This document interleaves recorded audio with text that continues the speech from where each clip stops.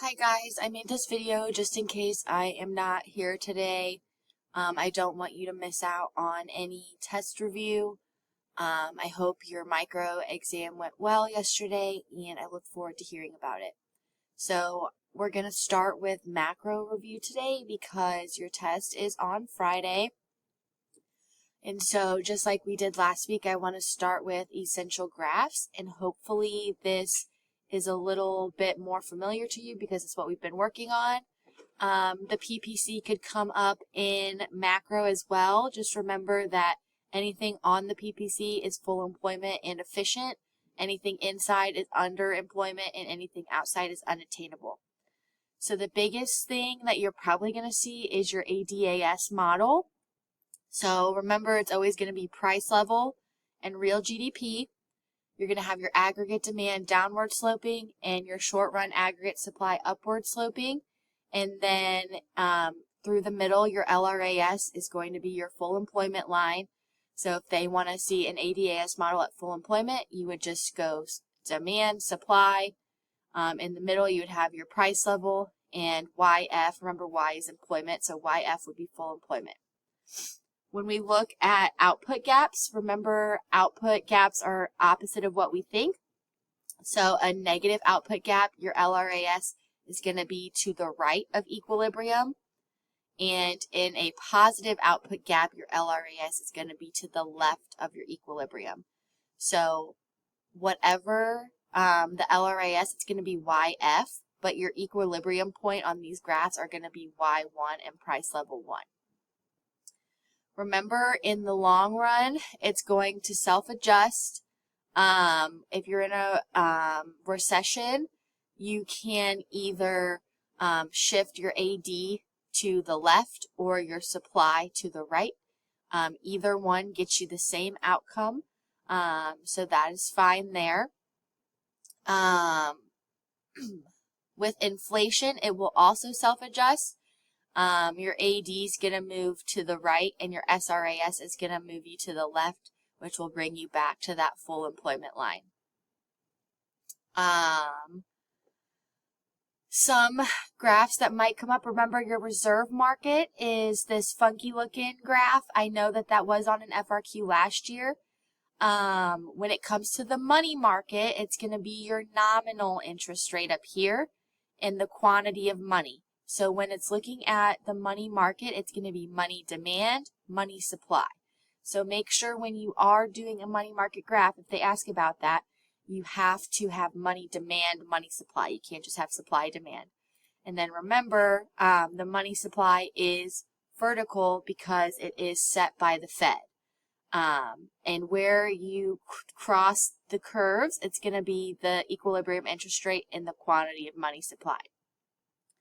With your reserve market, looking at the amount of reserves that banks hold, your supply again is going to be straight up and down. And then your demand is going to be this awkward little Z shape. You're going to have policy rate and the quantity of reserves. Okay, so where the two curves meet is going to be the quantity of equilibrium reserves. And then this, where this is horizontal, is going to be your policy rate. Your loanable funds market. So remember, loanable funds is real interest rate. You've got demand of loans, supply of loans, quantity of loans down here, and then this is your equilibrium interest rate and quantity. The good thing is I know it can be hard to determine what has to go on your axes, but if you do get these in an FRQ, it should say what would the nominal interest rate be, or in the loanable funds, if they're asking for a loanable funds graph, they'll say what change was affected by the real interest rate. So it should give you a hint as to what interest rate is going to go on there. Remember, with your Phillips curve is the relationship between inflation and unemployment. So your downward sloping is going to be your short run Phillips curve, and your vertical is going to be your long run Phillips curve. Okay, this would be the percentage of inflation to unemployment. And then with our exchange rate, it's going to be the exchange rate and the quantity of foreign exchange. So where supply and demand meet, that's going to be your equilibrium exchange rate and the quantity of exchanges.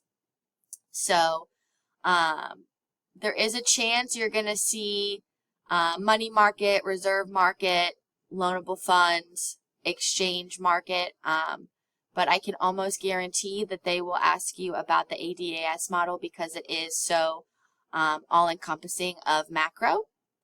I also want to touch on some of these key equations. So remember your labor force participation rate. So that's going to be the number of people in the labor force divided by the working age population times 100. Your GDP and your GDP deflator. So make sure you're reviewing your nominal GDP versus your real GDP. Remember, nominal does not include inflation, real does. The GDP deflator is going to be your nominal divided by your real times 100.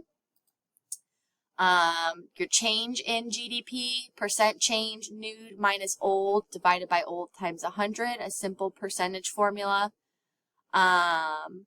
When you come to the expenditure approach of GDP, that's your C, which is consumer spending, plus I, which is business investment, so any sort of equipment that they buy, plus G, which is government spending, plus your net exports, so exports minus imports. The income approach of GDP is your four-factor payment, so wages, rent, interest, and profit.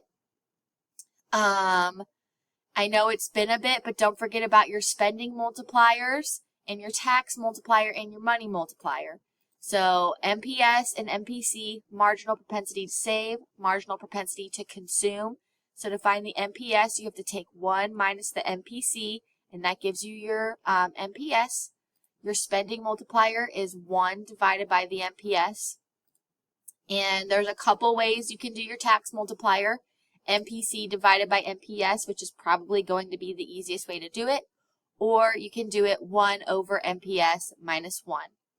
And then your money multiplier is 1 over the reserve requirement. They should tell you the reserve requirement, but remember most of the time it is 10%. Let's see here. Remember fiscal versus monetary policy. With fiscal policy, the government changes spending or taxes, and that shifts your aggregate demand. And with monetary policy, when there are limited reserves, central banks can influence interest rates by changing your reserve requirement, your discount rate, or by doing open market operations. Remember that open market operations are when the central bank buys or sells bonds. Be familiar with that relationship if they have to buy or sell. And then crowding out is when there's high deficit spending, meaning the government is continuing to borrow. So that increases the interest rate. And because it increases the interest rate, it makes it difficult for other people to borrow. So they don't borrow, and that decreases your investment.